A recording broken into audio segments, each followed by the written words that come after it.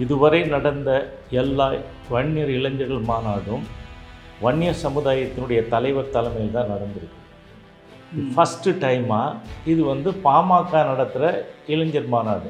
இது வன்னியர் இளைஞர் மாநாடு கிடையாது. இப்போ சகோதர சமுதாயத்தை சார்ந்தவர்களை கூப்பிட்டு நடத்துவாங்க. ஆனால் இவங்க அந்த மாதிரி இல்லை, எல்லாம் கட்சிக்காரங்களை தானே கூப்பிட்றாங்க.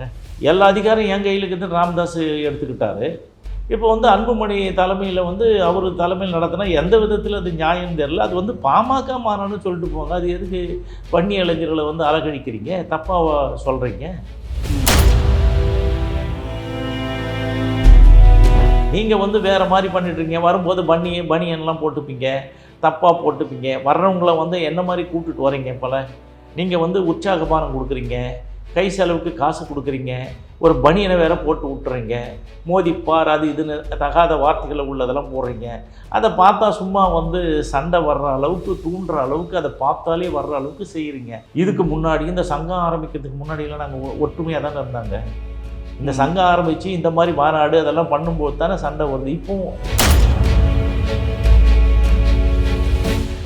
எப்போ என்னை வந்து கொஞ்ச நாள் ஒரு 6 மாதத்துக்காவது என்னை முதலமைச்சராக விடுங்க. கடைசி ஆசை இது, இறுதி ஆசை. நான் தான் முதன்மை வேட்பாளர், முதலமைச்சர் வேட்பாளர். இது மாதிரியான பல அரசியல் நிகழ்வுகளை தெரிந்து கொள்ள ரிஃப்ளெக்ட் வாய்ஸ் சேனலை சப்ஸ்கிரைப் செய்யுங்கள்.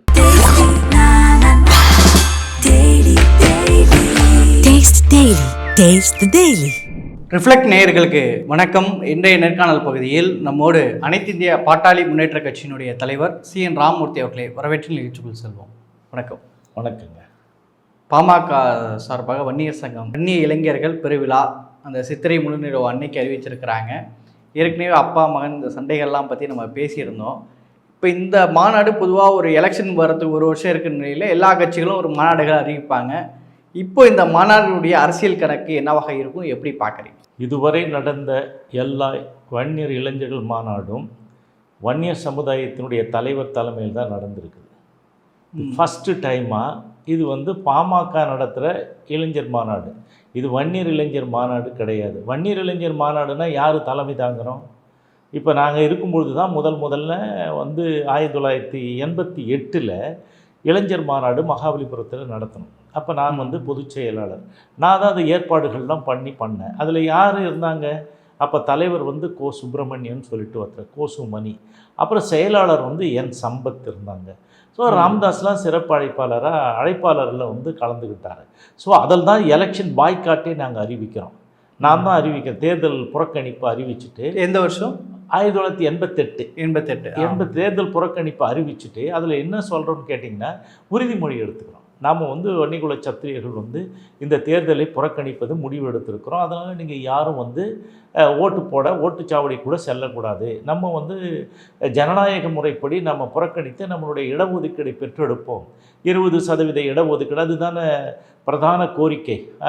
மத்திய அரசுக்கு வந்து அந்த இதில் வந்து 2% ஒதுக்கீடு. ஸோ இதுபடி தான் நடைபெற்றது. ஸோ இது வந்து இதுக்கு முன்னாடி வந்து இதில் வந்து பூம்புகாரில் வந்து அதே 88 வந்து இது நடந்தது. விடை தரும் நாள் இந்த இளைஞர்கள்லாம் அந்த போராட்டத்துக்கு வந்து நம்ம போகிறோம்னு சொல்லிட்டு மகளிர் மாநாடு, அதுவும் நான் பொதுச் செயலாளராக இருக்கும்போது நடந்தது. அப்போ நடத்துகின்ற பொழுது யார் தலைமைனா கோமதி அம்மாள், அவங்க வந்து மதுரை, அவங்க தலைமையில் திருமதி நவமணி சீனிவாசன் அவங்க தான் செயலாளர். அவங்க தான் முன்னெடுத்து அதில் பண்ணாங்க. ஸோ இந்த மாதிரி இளைஞர் மாநாடு, மகளிர் மாநாடுன்னா அந்த அமைப்பினுடைய தலைவர்கள் தான் வந்து அது ஆணாக இருந்தாலும் பெண்ணாக இருந்தாலும் பொறுப்பு எடுத்து நிற்பாங்க. இதுதான் ஃபஸ்ட்டு டைம். இப்போ வரும்பொழுது இதுக்கு முன்னாடி கூட இளைஞர் இதில் இந்த பெருவிழாவில் சமுதாயம் சார்ந்த தலைவர் தான் தலைமை தாங்கியிருக்கிறாங்க. இது வந்து ஃபஸ்ட்டு டைமாக வேறு மாதிரி கட்சி நடத்துது. ஸோ இதுவரையிலும் எந்த இதுலேயும் வந்து மற்றவங்களை கூப்பிட்டு இப்போ சகோதர சமுதாயத்தை சார்ந்தவர்களை கூப்பிட்டு நடத்துவாங்க. ஆனால் இவங்க அந்த மாதிரி இல்லை, எல்லாம் கட்சிக்காரங்களை தானே கூப்பிட்றாங்க. திமுக எல்லாருக்கும் அழைப்புதல் கொடுத்ததெல்லாம் யாருக்கு? திமுக கொடுத்துருக்காங்க, அதிமுக கொடுத்துருக்காங்க. இந்த கம்யூனிஸ்ட் 2 தவிர மீதி வரலும் இதுவரையிலும் கொடுத்துட்டு வராங்க. சீமான்லேருந்து எல்லாருக்கும் கொடுத்துட்ருக்காங்க இல்லைங்களா? வேல்முருகன்லேருந்து அவங்களுக்கெல்லாம் அழைப்பு கொடுக்குறாங்க. இது வந்து ஒரு கட்சியினுடைய மாநாடு. நீங்கள் சொன்ன மாதிரி இது வந்து தேர்தலை வந்து முன்னெடுக்கிறதுக்காக நம்ம என்ன பண்ணலாம், நமக்கு வந்து எல்லாரையும் கூட்டி மொத்தத்தில் வந்து நம்ம விற்கலான்னு சொல்லிட்டு பார்ப்பாங்க. ஸோ அதங்க ஒரு 12 ஆண்டுகளுக்கு பிறகு இது நடத்தப்படுது. எல்லா கட்சிகளையும் அழைப்பு எடுக்கிறாங்க. குறிப்பாக பார்த்தீங்கன்னா ஒரு வன்னியர் சங்கத்தை சேர்ந்த ஒருத்தர் போய் திருமாவளவன் அவர்களையும் கூட அழைக்கிறாங்க. ஒரு யார் வேணாலும் அழைக்கணும். கட்சி மாநாடுன்னா யார் வேணாலும் கூட்டுங்க. நீங்கள் அதுக்கே இளைஞர் இதுன்றீங்க, அப்பாவி இளைஞர்களை ஏன் ஏமாத்துறீங்க? இது வன்னிகுல சத்திரியர்களுக்கு முன்னேற்றத்துக்காக இளைஞர்களுக்கு நான் வழிகாட்ட போகிறேன்னு ராமதாஸ் சொன்னார்.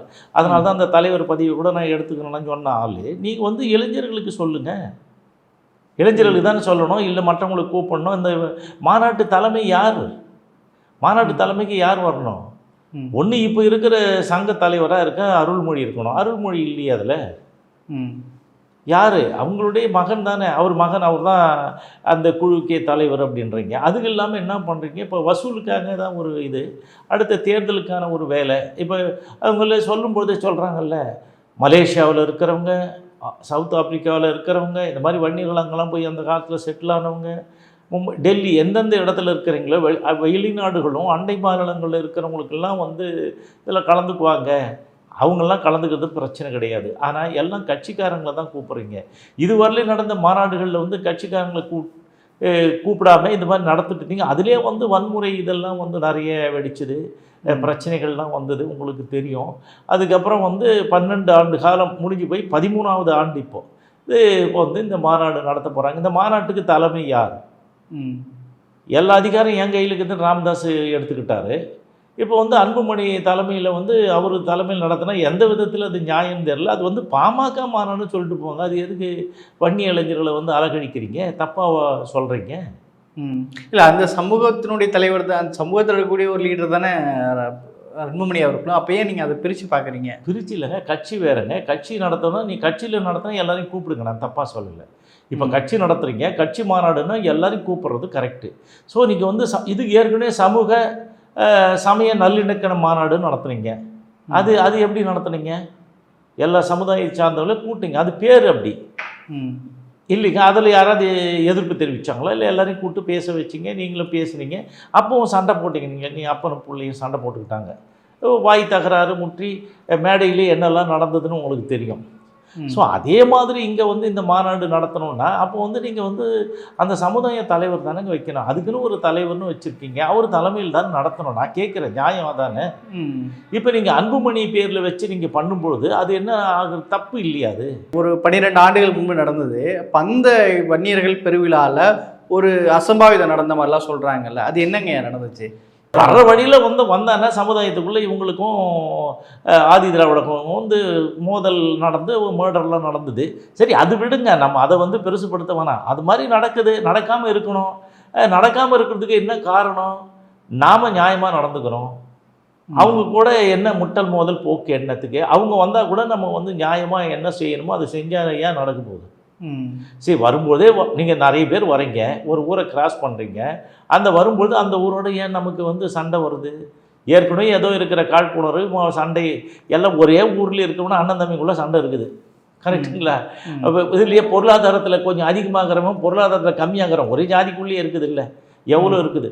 ஒரு சமுதாயத்துக்கும் மற்ற இதுக்கும் சண்டை வர்றதுக்கு என்ன அடிப்படை காரணம்?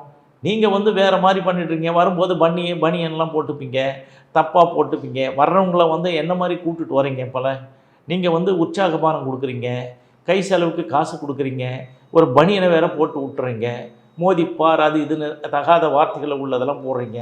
அதை பார்த்தா சும்மா வந்து சண்டை வர்ற அளவுக்கு தூண்டுற அளவுக்கு அதை பார்த்தாலே வர்ற அளவுக்கு செய்கிறீங்க. அப்போ வந்து இந்த சமுதாயத்துக்குள்ளே பெருசாக இருக்குது, நம்ம சமுதாயத்துக்கு அடுத்தது யார் இருக்காங்க? அவங்களோட சண்டைக்கு வந்து ஏன் தயாராக வரீங்க? முட்டல் மோதல் போக்கு என்ன? அப்புறம் கேட்டால் நாங்கள்லாம் அவங்களோட கீழே இருக்கிறோம், நாங்கள் வந்து இது மாதிரி இருக்கிறோம், சரிசமமாக இருக்கிறாங்க போகிறீங்க. பொருளாதாரத்தை தான் நீங்கள் அன்னோன்னியமாக தானே போகணும் அவங்களோட. இதுக்கு முன்னாடி இந்த சங்கம் ஆரம்பிக்கிறதுக்கு முன்னாடியெல்லாம் நாங்கள் ஒற்றுமையாக தானே இருந்தாங்க. இந்த சங்கம் ஆரம்பித்து இந்த மாதிரி மாநாடு அதெல்லாம் பண்ணும்போது தானே சண்டை வருது. இப்போவும் இவர் மட்டும் பிறக்கலைன்னா வந்து ஒரே சண்டையாக இருந்திருக்கும், கலவரமாக இருந்திருக்குன்னு சொல்கிறீங்களே, என்ன ஒரு அறிவு கட்டத்தனம்? ஸோ எல்லோரும் பேட்டி கொடுக்கும்போது அந்த இதில் இருக்குன்னு சொல்கிறாங்க. ஸோ இப்போ வந்து இந்த மாநாட்டுக்கு வந்து என்ன பண்ண போகிறீங்க? ஒன்றும் பண்ண போகிறதில்ல. என்ன இடஒதுக்கீடை பற்றி பேச போகிறீங்களா? இல்லை கேட்டு வாங்கி தர போகிறீங்களா? அதுக்கான முயற்சி செய்கிறீங்களா? ஒன்றும் பண்ணல. இப்போ மாநாடு அதுக்காக தானே சாதி வாரி கணக்கெடுப்பு உள்ளிட்ட பல கோரிக்கைகள் வைக்கிறாங்கல்ல. என்ன ஜாதி வாரி கணக்கெடுப்பு எப்படி? ஏங்க ஜாதி வாரி கணக்கெடுப்புன்றது யார் பண்ணுறது? மத்திய அரசா மாநில அரசா சான்றது. சரி, ஜாதிவாரி கணக்கெடுப்பு நடத்தினா ஜாதிகளுக்கு கணக்கு எடுத்துக்கணும், அதுக்கேற்ற மாதிரி வேலை கொடுத்தோம்னா சட்டம் இருக்குதா? சட்டம் இல்லையே. ஸோ நிறைய பேர் சொல்லுவாங்க எல்லாருக்கும் ஃபேஷன், அது ஃபேஷனாக போச்சு. இது மாதிரி வந்து ஜாதி வாரி கணக்கெடுப்பு நடத்தி அது எல்லாருக்கும் முன்ன இதுதான். இது மாதிரி கொடுத்தா நல்லா இருக்குன்றது கரெக்டு. ஆனால் அந்த மாதிரி சட்டம் இல்லை. அது இப்போ தான் இது எடுக்கிறீங்க, போகுது, தகராறுலாம் ஆகி அது எப்படி போய் முடியும்னு தெரியல. ஸோ இதில் இன்னும் வந்து இப்போ வந்து பீகாரில் எடுத்தாங்க ஜாதிவாரி கணக்கெடுப்பு 65% விட 75 கொடுத்துட்டாங்க. 75 கேன்சல் பண்ணி விட்டாங்களா? ஏன் பண்ணாங்க? யார் எப்படி எடுத்தாலும் பேக்வேர்டு கமிஷன் பரிந்துரை இருக்கணும். அவங்க தான் வந்து கான்ஸ்டியூஷன் பிரகாரம் அதிகாரம் படைத்தவர்கள். அவங்க சொன்னாதான் அந்தந்த மாநில அரசு செயல்படுத்த முடியும். செயல்படுத்தக்கூடியது மாநில அரசு. அதுக்கு வந்து அதிகாரம் வழங்கி இதெல்லாம் கரெக்டுங்க, இப்படி செய்யுங்கன்னு சொன்னால் தான் செய்ய முடியும். ஸோ இது மாதிரி செய்யாதனால தானே நிறைய இதுவாச்சு. இப்போ என்ன பண்ணிட்டாங்க? இப்போ வந்து தெலுங்கானாவில் மொத்தம் 15% எஸ்சி ரிசர்வேஷன் தனியாக இருக்குது. அந்த எஸ்சி ரிசர்வேஷனை வந்து 3ஆக பிரிச்சுட்டாங்க. ஸோ 3ஆக பிரித்து இப்போ கொடுக்குறாங்களே, 15 3ஆக பிரித்து கொடுக்குறாங்க. 1 9 5 அப்படின்னு சொல்லிட்டு. இப்போ நீங்கள் இப்போ அண்மைக்கு இப்போ ரீசெண்டாக சில நாட்களாகவே தினமலர் பத்திரிகையில் ஒரு செய்திகள் வந்துட்டு இருக்கு. பாமக வந்து தமிழக வெற்றிகளும் விஜய் கட்சி கூட இப்போ ஒரு பேச்சுவார்த்தை பண்ணிகிட்டு இருக்காங்க அப்படின்ற மாதிரி தொடர்ந்து செய்திகள் வருது. இவங்க டிமாண்ட் வந்து துணை முதல்வர் அப்படியெல்லாம் விஜய் டிமாண்ட் பண்ணுற மாதிரிலாம் செய்திகள் வருது. இதெல்லாம் உண்மையாக நடக்குது? இதெல்லாம் நடக்குது உண்மை? நமக்கு என்ன தெரியும்? ஒரு ரகசியமாக அவங்க வச்சுக்கினாங்கன்னா வரையும் கத்திரிக்காய் முத்தனா கடைக்கு வந்து தானே ஆகணும். இது வராது. தேர்தல் நெருங்க நெருங்க உண்மைத்தன்மை வெளியே வரும். எல்லாம் பேசுவாங்க, அரசியல் அதெல்லாம் நடக்குது தானே. இதை வச்சு டிமாண்ட் கூட ஏற்றுறதா? இது டிமாண்டுக்கான வேலைகளா? ஆமாம்மா, அவர் வந்து டிமாண்ட் பண்ணுறதுக்கு தானே இவரெல்லாம் பண்ணுறாரு. யாரை? அன்புமணி கிட்டேருந்து ஏன் பிடுங்கினாரு? டிமாண்டு பண்ணுறதுக்காக தான். இப்போ விஜய் கூட கூட்டணி போட்டவன் எங்கே வேணாலும் போங்கண்ணா, இங்கே போயிடுவேன் அங்கே போயிடுவேன் அப்படின்னு எங்கேயோ போய் சேர வேண்டிய இடத்துல கொஞ்சம் இன்க்ரீஸ் பண்ணி சீட்டை கேட்பாங்க. ஏற்கனவே 23 வாங்கினாங்க, 5 தானே ஜெயிச்சாங்க, மீதி எல்லாம் போச்சு. இப்போ எவ்வளோ வாங்கினான்னா மக்கள் வந்து நல்லா தெரிஞ்சுக்கினாங்க ராமதாஸ் எப்படியப்பட்ட ஆளுன்னு சொல்லிட்டு. சரி, ஒரு கட்சியில் எத்தனை தலைவருங்க? கோகாமணி கௌரவ தலைவர், ஓகே. அடுத்தது வந்து இவர் செயல் தலைவர், ராமதாஸ் வந்து தலைவர். ஸோ இவ்வளோ பெரிய தலைவர்கள்லாம் அங்கே இருக்கிறாங்க. ஸோ வந்து இளைஞர் அணிக்கு ஒருத்தர் போடுறாங்க. கோகாமணி எப்படி ஒரு கட்டி விட்டாங்க, கோத்து விட்டாங்க. அப்பா நீ உன் பையனை கொண்டு வந்து கொடு, காசு கொடு, நான் வந்து உன்னோட இது பையனுக்கு சீட்டு கொடுக்குறேன்னு சொல்லி இளைஞர் அணி தலைவர்னு அறிவித்தாங்க செயலாளர். அவர் என்னாச்சு, உடனே வந்து கொஞ்ச நாள்லேயே தகராறானவன அவரை வந்து அவரே சரண்டர் பண்ணிட்டு போயிட்டார். இப்போ இவங்க அக்கா பையனுக்கு கொடுக்குறாங்க, முகுந்தனுக்கு. அவன் முகுந்தன் என்னாச்சு, இப்போ சின்ன பையன், இவனுக்கு என்ன தகுதிக்குது, எப்படி கொடுக்கலாம், இப்போ தானே வந்தான் அப்படின்லாம் சொல்லி கேட்டார். அதே அன்புமணி போகும்போது என்ன பெரிய சமுதாய வேலை செஞ்சார், ஊருக்கு போயிட்டார், கட்சி நடத்தினார், ஒன்றும் கிடையாது. அன்றைக்கே கூட்டு போய் கலைஞர்கிட்ட விடுறாங்க. அவர் ராஜ்யசபா எம்பி அறிவிக்கிறார். அடுத்தது வந்து டெல்லியில் பேசி அந்த காலத்து சோனியா காந்தி கிட்ட வந்து பேசி மன்மோகன் சிங் இருக்கும்போது என்ன கொடுக்குறாங்க, சுகாதாரத்துறை அமைச்சராக கொடுக்குறாங்க. ஸோ அப்படித்தானே அவர் வந்தார். அவருக்கு என்ன அனுபவம் வந்தது, அவருக்கு என்ன வயசு? இப்போது அப்பா மகன் 2 பேருக்குள்ள இந்த பிரச்சனை இதெல்லாம் போயிட்டு இருங்களே. இப்போது மே 11 அந்த மாநாட்டில் 2 பேர் ஒரே மேடைகளில் இருக்க போகிறாங்க. எப்படி இருக்குங்க அந்த மாநாடே? என்ன மாதிரி தாக்கத்தை ஏற்படுத்தும்? இந்த நிகழ்வுகள் எதை காட்டும்? இல்லை, மாநாடு வந்து நடக்குமான்னு தெரியல. அங்கே வந்துட்டு என்ன பேசுவார்னு தெரியல ராமதாஸ். இப்போ நான் தான் கட்சிக்கு தலைவர், நான் எல்லாம் சத்தியம் பண்ணேன், முடிஞ்சு போச்சு. கடைசியாக அந்த வந்து நான் எந்த காலத்திலும் கட்சிக்கோ சங்கத்துக்கோ தலைவராக வரமாட்டேன், தலைவராகிட்டேன். அப்புறம் என்ன எஞ்சி இருக்குது? இப்போ எல்லாம் விடுங்க, நான் தான் முதன்மை வேட்பாளர், முதலமைச்சர் வேட்பாளர்னு அறிவிச்சிட்டாலும் அறிவிப்பார். ஏன்னா அவருக்கு வந்து அவர் தான் உனக்கு என்ன வேலைன்னு கேட்குறாருல பிள்ளைய. அன்புமணி உனக்கு என்ன வேலை? பிடிக்கலன்னா இப்போ நான் தான் கட்சி, நான் தான் ஆரம்பித்தேன், நான் தான் செயல்படுத்துவேன், நான் சொன்னதான் கேட்கணும், பிடிக்கலையா கிளம்பு அப்படியே சொல்கிறாருல்ல. ஸோ இதெல்லாம் சொல்கிறார். இளைஞருக்கு வழிகாட்ட போகிறார். இத்தனை ஆண்டு ஆச்சு, மாற்றம் முன்னேற்றம் ராமதாசன் ஆகிடும். ஆமாம், மாற்றம் முன்னேற்றம் ராமதாஸ்னா அது ஏமாற்றம் தான். இது ஏற்கனவே அவர் ஏமாந்தார், இவர் என்ன பண்ணுவார்னு தெரியல. ஆனாலும் இது மாதிரி அறிவிக்கலாம். ஏன்னா ராமதாஸ் வந்து நீங்கள் லேஸில் வந்து எடை போட முடியாது. ஏன்னா நான் சாவ போகிற காலத்தில் மற்றவங்கிட்ட கெஞ்சுவார், எப்போ என்னை வந்து கொஞ்ச நாள் ஒரு 6 மாதத்துக்காவது என்னை முதலமைச்சராக விடுங்க. அவர் ஏற்கனவே சொன்னார்ல, 6 மாதத்துக்கு ஒருத்தர் அப்படியே முடி வெட்டிட்டு இப்படி இறங்க, அடுத்த ஆள் இறங்க, ரிவால்விங் சேர் மாதிரி முதலமைச்சர் சேரை சொல்லுவார். ஸோ இப்போ ராமதாஸுக்கு வந்து பேராசை, இது ஏற்கனவே பேராசையெல்லாம் இருந்தது, எல்லாத்தையும் முடிச்சிட்டார். இப்போ கடைசி ஆசை, இது இறுதி ஆசை. அதனால தான் அவர் வந்து இந்த சின்ன இது பசங்க மாதிரி முரண்பட்டு அந்த விடாமல் இந்த வேலையை செஞ்சுன்னுக்கிறார். சரி, அன்புமணியெல்லாம் வந்து எதுலேயுமே அவர் சேர்த்துக்கலையே. இதை விட ஒரு முக்கியமான விஷயம் என்னென்னா, ராமதாஸ் என்ன பண்ணார், வன்னியர் கல்வி அறக்கட்டளை நாங்கள் வந்து 44வது சட்டமாக்கி ஒட்டு மொத்தமாக ஒரு குடையின் கீழே கொண்டு வந்தோம் இல்லையா, அதில் வந்து ராமதாஸ் வந்து பேரை மாற்றிக்கிட்டார், ராமதாஸ் கல்வி அறக்கட்டளை. இந்த கல்வி அறக்கட்டளைக்கெல்லாம் யார் யார் வந்து இதுவாக இருக்க முடியும், ட்ரஸ்டியாக அரங்காவலராக மெம்பராக இருக்க முடியும்னா, அதில் வந்து நீங்கள் பார்த்தீங்கன்னா ராமதாஸ் 10,000 போட்டதுக்கு ஒரு மெம்பர், அதுக்கு அடுத்தது இந்த கட்சியினுடைய தலைவர் மெம்பர், அதுக்கப்புறம் எஸ்ஐஎஸ்ன்னு ஒன்று இருக்குது, சோஷியல் இம்ப்ரூவ்மெண்ட் சொசைட்டின்னு, அதில் இருக்கிற சிவபிரகாசம் ஒரு தலைவர். இது தவிர்த்த 2 டாக்டருங்க இருக்காங்க. ஒருத்தர் வந்து விருதாச்சலம் கோவிந்தசாமி, இன்னொருத்தர் வந்து சுந்தர்ராஜன். இவங்கெல்லாம் அதுக்கு தலைவராக அது இவங்கள சேர்ந்தது தான். ஆனால் இதில் வந்து 2 பேர் வந்து புதுசாக ஏற்கனவே அப்படியே சேர்த்துட்டார். யார்? காந்திமதி, இன்னொன்று வந்து பரசுராமன். ஸோ இவங்கக்கிட்ட இந்த ஒட்டு மொத்தமாக போயிடுது. இதில் அன்புமணிக்கோ அவங்க யாருக்குமே அதில் ஒரு இது கூட கிடையாது. அதுக்குள்ளே கூட போக முடியாத அளவுக்கு அவங்க சீல் பண்ணிட்டாங்க. இப்போ ட்ரஸ்ட்டை சீல் பண்ணிட்டேன். இது ரொம்ப முக்கியமான விஷயம். இதில் வந்து எனக்கு ஒன்றுமே இல்லைன்றது தான் தகராறு. சரி, அன்புமணி வந்து எனக்கு சொத்துலையும் கொடுக்கல, என் கட்சியாவது கொடுன்னு தான் தகராறு. இப்போ இந்த சொத்தை கூட ஏதாவது பிரிச்சோம்னா கட்சியில் எப்படி இது பண்ண முடியும்? அதில் வந்து அவர் வந்து இந்த பையனுக்கு கொடுக்கணும். அதாங்க இப்போ கட்சியினுடைய அந்த அப்பா மகன் சண்டை, இந்த குடும்ப சண்டை, இது இந்த மாநாட்டில் ஒரு ஒற்றுமை பெறுவதற்கு வாய்ப்புகள் இருக்குமா? நிறைவாக எப்படி ஒற்றுமை போனது தானே, பீஸாக போச்சு. கண்ணாடியை போய் உடச்சி என்னது சில்லையாக ஆகிடுது. இது என்னத்தை ஓட்ட வச்சு என்ன பண்ண போகிறீங்க? எப்படின்னா இது வந்து சாதாரணமாக இருந்தால் பரவாயில்ல, இது அதிகார போதியில் ஆணவத்தில் நான் பெரியவனா நீ பெரியவன் நடக்குது. அவர் வந்து அந்த வயசானவங்க கொஞ்சம் பேர் இருக்காங்கல்ல, 5% பேர் அவர் கூட இருக்கிறாங்க. மீதி 95% பேர் மடைமாற்றி தப்பாக பேசி இங்கே ஆஃபீஸ் இருக்குது பெருசாக இருக்குதுன்னு சொல்லிட்டு எல்லோரும் ஃபோன் போட்டு கூப்பிட்றாங்க. அவங்கள சிறப்பு பொதுக்குழுன்னு சொல்லிட்டு அங்கே இருக்க அன்பழகனை வச்சு அவங்க கூப்பிட்றாரு. இங்கே வந்து செல்லகுமார்னு ஒருத்தர் இருக்கிறார், அவரை வச்சு இவர் கூப்பிட்றாரு. ஒரே இதுதான். இவர் என்ன சொன்னால், நான் வந்து பொதுக்குழுவால் 28ஆம் தேதி மே மாதம் 2022 தேர்ந்தெடுக்கப்பட்டவன், என்ன பொதுக்குழு தான் நீக்கணுன்றாரு. அவர் என்ன பொதுக்குழு நானே, எல்லா குழுவும் நானே அப்படின்வார். அதானே சொல்கிறாரு. அவர் ஒரு கூட்டத்தை கூட்டி முதல்ல நீக்கிடுவார், இவர் ஒரு கூட்டத்தை கூட்டி அவரை நீக்குவார். அதான் நடக்க போகுது. நான் ஒன்றை நீக்கிறேன், நீ அவரை நீக்கிறேன்னு சொல்லிட்டு 2 பேரும் போக வேண்டியதான். இதை நம்பி இருக்கிற பாட்டாளிகள்லாம் வெம்பி வேலை வெளுத்து அவங்க போக வேண்டிய. அதை தான் சொல்கிறேன், இளைஞர்களை விழிப்புணர்வாக இருங்கள். நீங்கள் வந்து இந்த மாதிரி சமுதாய சாக்கடையில் வந்து விடாதீங்க. தலைவர்கள் இல்லை நமக்கு வழிகாட்டுவதற்கு. நீங்கள் ஓய்வெடுங்க, இந்த தேர்தல் வரலும் ஓய்வெடுங்க, அதுக்கப்புறம் கூட நீங்கள் இது பண்ணுங்கள். எந்த பிரச்சனைக்கும் வராதீர்கள், போகாதீர்கள். உங்கள் பேரில் வம்பு வழக்கு வரும், அதை நீங்கள் எதிர்கொள்ள வேண்டும். உங்களுக்கு இடஒதுக்கீடுக்கெல்லாம் நாங்கள் தானே ஏற்பாடு பண்ணியிருக்கோம், கொஞ்சம் காலம் பொறுங்க, அது வரப்போகுது. இந்த பொது சொத்து எல்லாம் வச்சு அதன் மூலமாக வர்ற வருமானத்தை வச்சு இங்கே குழந்தைங்களை படிக்க வைங்க. அதுக்கடுத்து நலவாரியம் ஒன்று இருக்கிறது, அதுவும் செயல்பாட்டுக்கு வர இருக்கிறது, அதை பயன்படுத்துங்க. இதை விட நான் நோவாமல் எல்லாத்தையும் செஞ்சு கொடுத்துருக்கேன். அதை விட்டுட்டு டெய்லி சண்டை போட்டுக்கிட்டு நாங்கள் இப்படி ஆகிட்டோம் அப்படி ஆகிட்டோம்.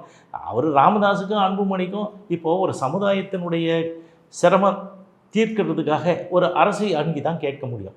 அதை வந்து எவ்வளோ மரியாதை குறைவாக பேசுகிறீங்க, அச்சில் ஏற்ற முடியாத வார்த்தைகளை இப்போ பிரயோகப்படுத்துகிறீங்க. இதில் என்ன நமக்கு என்ன அவமானம் இருக்குது? ஒரு சமுதாயத்துக்காக அசிங்கப்பட்டான்னா, அவமானப்பட்டான்னா அவங்களுக்கு நல்லது பண்ணி கொடுக்க தானே முயற்சி பண்ணணும். அந்த பேச்சுக்கே நீங்கள் வரமாட்டீங்களே. எப்போ பார்த்தாலும் ஏதாவது ஒரு பிரச்சனை. தமிழ்நாட்டில் வந்து ஒரே கலவர பூமி ஆக்குற மாதிரி வேலை பார்த்துட்ருக்கீங்க. இந்த மாதிரி ஏற்கனவே நடந்ததுனால இவங்க இந்த மாநாட்டில் என்ன பண்ணுவாங்க? இது கட்சியினுடைய மாநாடுங்க. நான் தான் சொன்னேன், இப்போ யாரை கூப்பிட்றீங்க? எல்லாம் கட்சிக்காரர் தானே கூப்பிட்றீங்க. அதாங்க, இப்போது இந்த மாநாட்டில் ஏற்கனவே பல முறைகள் நடந்திருக்கிறாங்க. இப்போ இது வந்து வெறும் ஒரு வன்னியர் சங்கத்துக்கான மாநாடாக இல்லாமல் ஒரு கட்சிக்கான மாநாடாக. இல்லை, வன்னியர் சங்கத்துக்கான மாநாடு இல்லை. வன்னியர் சங்கம்னா யார் தலைமை தாங்கிறாங்க? அடிப்படை இல்லையே. யார் தலைமை? இப்போ அது அன்புமணியை முதல்ல இது வந்து வன்னியருக்கான கட்சி இல்லை, எல்லாருக்கும் பொதுவான கட்சி. அப்புறம் வன்னியனுக்கான சின்னத்தை குத்திப்பார். அப்புறம் வந்து தேர்தலில் போட்டியிடும்போது என்னடா நாமினேஷனில் ராமதாஸ் என்ன ஜாதினா கோடு போட்டுருவார், ஜாதி இல்லைன்னு. அப்புறம் அவரை வச்சு தான் மாநாடு நடத்துகிறாங்க. இதெல்லாம் உண்மை தெரியணும் இல்லை. இப்போ ராமதாஸும் அதே தானே. ராமதாஸ் வந்து என்ன, அவர் வந்து இருளர் கம்யூனிட்டியை சேர்ந்தவர். அவர் வந்து பறையர் சர்டிஃபிகேட்டில் படித்தார். அவரை பற்றி நிறைய பிரச்சனைகள்லாம் இருக்குது. இதெல்லாம் இந்த மக்களுக்கு தெரிஞ்சுக்கணும். நீ வந்து எப்படியா இவங்க நரிக்குறவர் கூட அவங்க வந்து என்ன, அவங்க சங்கத்தின் சார்பாக இவரெல்லாம் போய் பார்த்து பேசும்போது ப்ரெஸ் மீட் வைக்கிறாங்க. அந்த மீட்டில் வந்து இவர் அப்போ வந்து பிற்படுத்தப்பட்ட நலத்துறை அமைச்சர் ராஜகண்ணப்பன் அவர் சொல்கிறார், இவர்களுக்காக நான் முயற்சி எடுத்து நானே தலைமை தாங்கி எல்லா வேலையும் செய்வேன்னாரு. அவர் உடனே மைக்கை பிடிங்க, எங்களுக்கு தலைவர்லாம் நீங்கள் வேண்டாம், எங்களுக்கு தலைவர் நாங்கள் தான், என் சமுதாயத்துலேருந்து வர்றவங்க தான் தலைவர்ன்ட்டாங்க. அந்த அளவுக்கு இவர் எந்த சமுதாயமும் கிடையாது, எதுவும் இல்லை. இவர் இதுவரை செஞ்சுருந்தா பரவாயில்ல, எதுவுமே செய்யாமலே செய்து விட்டதாக செய்தது போல் நடிக்கிறார்கள். அறிக்கை என்ற பேரில் ஒரே அக்கப்போர், டெய்லி ஒரு அறிக்கை, அரசு தகவல்கள் கசிக்கின்றதை வச்சு ஒரு அறிக்கை விட்டுட்டு என்னால் தான் வந்தது. அதே மாதிரி இதெல்லாம் பண்ண வேண்டியதானே. இப்போ சொல்கிறார் 10,000 பேருக்கு வந்து இது போட போகிறாங்க கான்சாலிடேட்டட் பேமெண்ட்டு, இப்போ நான் கேட்டுட்டேன், உடனே பண்ணலன்னா போராட்டம். அது ஆட்டோமேட்டிக்காக ரெடியாகி மொட்டை கையெழுத்துக்காக வெயிட் பண்ணியிருக்கும் போது வரப்போகுது, அது வந்த உடனே இது மாதிரி தானே செஞ்சுருக்கீங்க. ஏதாவது ஒன்று நாங்களாம் முயற்சி எடுத்து கஷ்டப்பட்டு செஞ்சு இதில் சாதிச்சிருக்கணும், எதாவது சொல்கிறதுக்கு ஏதாவது சொல்லுங்களேன், விரல் விடுங்க, எதுவும் இல்லையே. சரிங்க. வன்னியர் சங்க பெருவிழா மாநாடு பாட்டாளி மக்கள் கட்சியினுடைய தலைமையில் நடக்க போகுது அப்படின்னு சொல்கிறீங்க. இந்த மாநாடு என்ன மாதிரி தாக்கத்தை ஏற்படுத்த போகுது என்பதை பொறுத்திருந்து பார்ப்போம். நிகழ்ச்சியில் பங்கேற்று உங்களுடைய கருத்துக்களை பகிர்ந்து மிக்க நன்றி. வணக்கம்.